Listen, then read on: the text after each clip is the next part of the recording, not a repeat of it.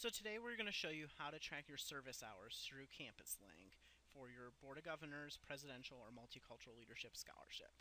We're going to start here on the Missouri State homepage, and you're going to want to log in using your BearPass login. So we'll click the BearPass login, and we'll log in using your private ID and password. So then it takes you to My Missouri State. Here you want to go into CampusLINK. To find CampusLINK, you will click the Profile tab, and then you'll click CampusLINK under Student Engagement. This may appear in a different spot on your page, but you just want to look for the CampusLINK logo and click it. And CampusLINK will open in a new window. So in this container here, to submit your form, you're going to have to go to the Volunteer Programs Organization page. If you've never been a member of volunteer programs, you want to click Organizations, and it will bring up the organization's directory. On the left-hand side here, you have an alphabet bar, and you will be able to click V for volunteer. As you scroll down, you'll see volunteer programs. You click the link, and it will take you to the volunteer programs page. Here on the left-hand side is a bunch of different selections, one of them being forms. So you click forms, and that's where the forms are located to submit service hours. And you have the individual and organizational service report form. For scholarships, for individually tracking your hours, you want to use the individual service report form, which is Summer 13 currently. So if you click this and you've already submitted a submission, you're going to see this page, which says you've already have a submission in progress. You can select to resume a submission or create a new one. As you can see here, I have 4 submissions that have already been done. One is pending, which means I have submitted it, but nothing has happened from it, which means that it has not been approved or denied. It's done. I have a denied submission, which says that my service hours have been denied for some reason, and I can look at that later. And I have 2 that are in progress, which means I never actually submitted the form. I never hit the submit button. So those are ones that you definitely want to make sure to go in and submit. However, in this case, I'm going to click a new one because I want to submit a new form. If you've never submitted a service report form before, you will get this page immediately when you click the link. So it explains that this is used to track all your service hours. So under personal information here, you will have some basic information you want to input. Make sure to use the name that is linked to your account through the university.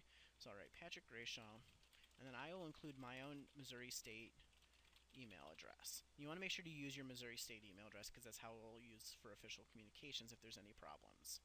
Semester admitted, this is when you started classes. This gives us an idea of what year you're in your scholarship and kind of help you from there. So I'm going to say that I started last year, and then I'm going to choose my scholarship. It's really important that I choose the scholarship because if I don't actually select the scholarship, my hours will not get tracked for my scholarship. It doesn't get put into the system properly. And if you're recording for a fraternity or sorority, you can also indicate that here. And then if it's for a campus ministry, you can choose campus ministry as well. And then you want to go down to the service information section.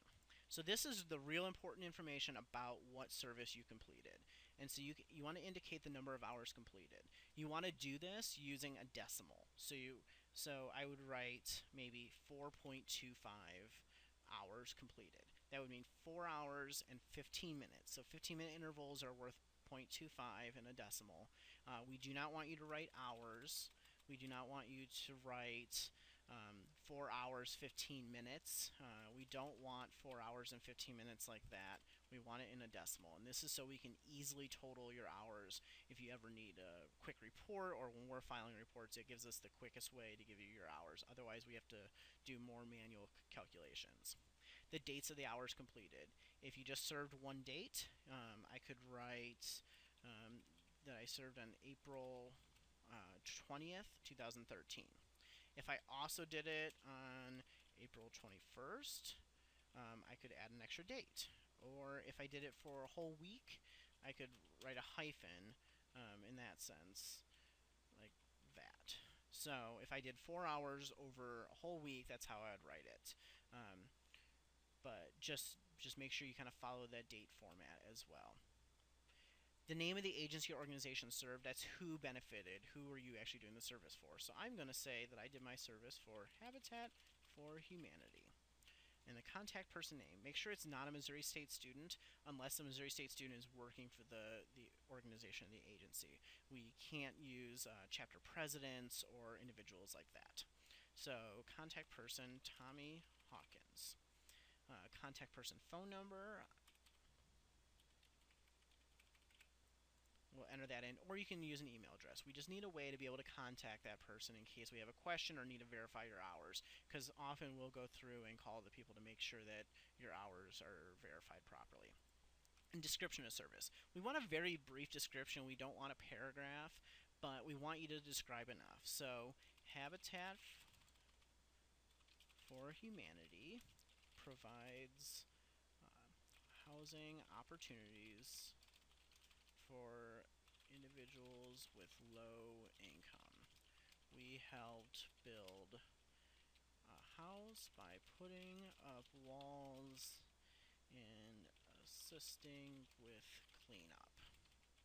That gives me an idea of what you did and what Habitat is doing. So with that information, I then can approve your hours or deny your hours if there's an issue. If you don't give us enough information here, we have to deny your hours and ask you to submit more, which means more work for us and more work for you. And then if you did this through a service learning course, you want to indicate that here. Integrated service learning is built into your course, so it's part of the syllabus and the curriculum. Those hours do not count for your scholarship. Component service learning, 16 of those hours can. That's if you did 40 hours as an add-on credit. And then location of the service. It's not where the service was actually conducted, it's who benefited from the service. So the service is the university or someone on the university, that's when it's on campus, but otherwise it's off-campus service. That means it's service for the broader community. We're helping an individual in the community.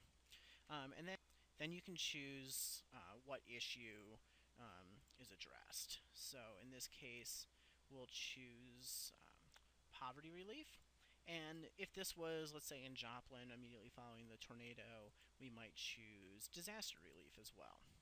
And then you understand that all your service must be unpaid, you cannot receive any compensation, and you click Next. And then you get to this page. You have to hit Submit for approval in order for it to start counting. You can delete your submission if you created a problem, but before you hit Submit, we never know that you have submitted your hours yet. So once you hit Submit, it's submitted, and that's how you track your service hours.